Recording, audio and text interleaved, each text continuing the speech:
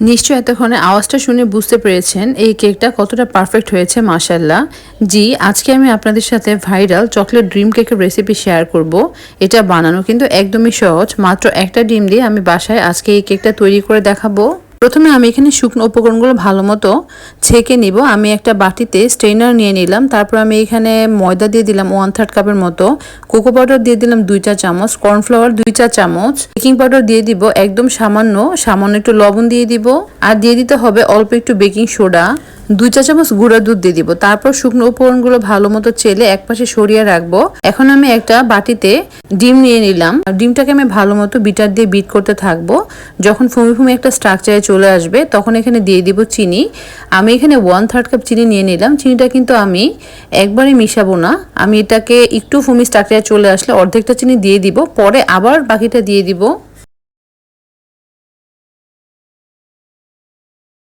তো এভাবে করে কিছুক্ষণ বিট করার পরে যখন আমার ফোমটা মোটামুটি রেডি হয়ে যাবে তখন আমি এখানে দিয়ে দিব চকলেট ইমালশন, আর এখানে দিয়ে দিব সামান্য তেল। যদিও বা স্পঞ্জ কেকে তেল না দিলেও কোনো প্রবলেম নেই, তারপর আমি একটু দিয়ে দিলাম, কয়েক সেকেন্ডের মতো বিট করে নিব। এখন আমি শুকনো উপকরণগুলোকে আরেকবার ছেঁকে এই ডিমের ফোমের সাথে ভালো মতো রেডি করে নিব।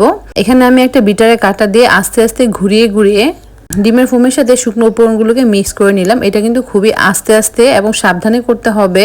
শুকনো উপকরণগুলো ভালো মতো মিক্স হয়ে গেল, মানে আমার ব্যাটারটা একদম রেডি হয়ে গেল। এখন এটাকে আমি 5 ইঞ্চির মতো একটা কেক মোল্ডে ঢেলে নিচ্ছি, নিচে একটা বেকিং পেপার বিছিয়ে নিলাম তেল ব্রাশ করে।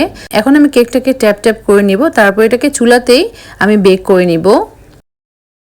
চুলাতে আমি একটা হাঁড়ি বসিয়ে আগে থেকে প্রিহিট করে নিয়েছি 5 মিনিটের মতো। এখন আমি কেকটা দিয়ে দিলাম, তারপর এটাকে আমি 15 থেকে 20 মিনিট সময় ধরে বেক করে নিব। তো যখন এটা পারফেক্টলি বেকড হয়ে যাবে আমি একটা শাঁসটিকে কাঠি ঢুকিয়ে দেখব, যদি দেখি কাঠিটা ক্লিন আসে তার মানে কেকটা একদম পারফেক্টলি বেকড হয়ে গিয়েছে। এখন আমি কেকটাকে চুলা থেকে নামিয়ে নিব, নামিয়ে কিছুক্ষণের জন্য ঠান্ডা হতে দিয়ে দিব। এখন এখানে দিয়ে দিব সুগার সিরাপ। আমি এখানে 1/3 কাপ পানির সাথে 2 চা চামচ চিনি মিক্সড করে একটা সুগার সিরাপ তৈরি করেছি, তো সেটাই আমি দিয়ে দিলাম। এখন আমি কেকের জন্য ক্রিম তৈরি করে নিব। আমি এখানে হুইপ ক্রিম নিয়ে নিলাম 1/4 কাপের মতো, যেহেতু কেকটা ছোট তাই এখানে খুব বেশি ক্রিম আমাদের লাগবে না। 1/4 কাপ ক্রিম নিয়ে তারপর এটাকে বিট করে নিচ্ছি। কিছুক্ষণ বিট করার পরে এখানে আমি দিয়ে দিব পাউডার সুগার বা আইসিং সুগার 1 চা চামচ, কোকো পাউডার 1 চা চামচ, সামান্য একটু চকলেট ইমালশন এবং 1 চা চামচের মতো কনডেন্স মিল্ক দিয়ে দিব। কনডেন্স মিল্কটা দিলে এটা অনেক বেশি টেস্টি হবে, তবে আপনারা চাইলে এখন মেল্ট করা চকলেটও দিতে পারেন। এই হুইপ ক্রিমটা কিন্তু অন্যান্য ক্রিমের মতো এতটা স্টিফ হবে না, এই ক্রিমটা কিছুটা নরম থাকবে। আপনি যখন একটা চামচ দিয়ে ধরতে যাবেন, যখন এটা চামচ থেকে পড়ে যাবে তখনই বুঝে নেবেন যে ক্রিমটা পারফেক্টলি রেডি হয়ে গিয়েছে। এখন আমি কেকের উপরে ক্রিমটা লাগিয়ে উপরের সাইডটা যতটুকু সম্ভব সমান করে নিলাম। এখানে আমি একটা গানাশ তৈরি করে নিয়েছি। এখন আমি সেই গানাশটা কেকের উপরে বা কেকের উপরে যে ক্রিম দিয়েছি তার উপরে আস্তে আস্তে স্প্রেড করে দিব।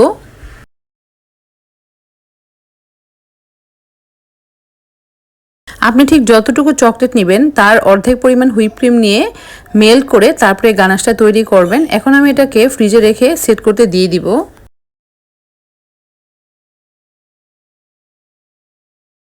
এখন তৈরি করতে হবে সেই স্পেশাল চকলেট গানাশ, যেটা ড্রিম কেকের অন্যতম বৈশিষ্ট্য, মানে উপরে যে হার্ড চকলেটটা থাকে সেটা আমরা তৈরি করে নিব। তো আমি এখানে চকলেট মেল্ট করে নিয়েছি, তার সাথে সামান্য একটু বাটার দিয়ে ভালো মতো মিক্স করে নিলাম। এখন আমি উপরে পাশটাতে সেই চকলেট গানাশটা দিয়ে দিব। খেয়াল করতে হবে এখানে যেন কোনো পানি না থাকে। যদি এই চকলেটের সাথে কোনো ধরনের পানি থাকে তাহলে কিন্তু এটা হার্ড হবে না। তারপর আমি উপরে কোকো পাউডার ডাস্ট করে এখন ফ্রিজে রেখে দিব এটাকে সেট হওয়ার জন্য। এখন আমি উপরে একটা রিবন দিয়ে বেঁধে দিচ্ছি। এটা হচ্ছে আমার নিজের মতো করে আমি সাজিয়ে নিয়েছি, আপনারা আপনাদের মন মতো করে সাজিয়ে নেবেন। তো এই তো যখন কেকটা পারফেক্টলি সেট হয়ে গেল, দেখুন মাশাল্লাহ, চামচ দিয়ে যখন এটাতে আমি ট্যাপ ট্যাপ করব এরকম আওয়াজ হবে। আর এটা কিন্তু খেতে ভীষণ মজাদার। যারা এখনো বানাননি তারা আজই ঝটপট বাসায় বানিয়ে ফেলুন।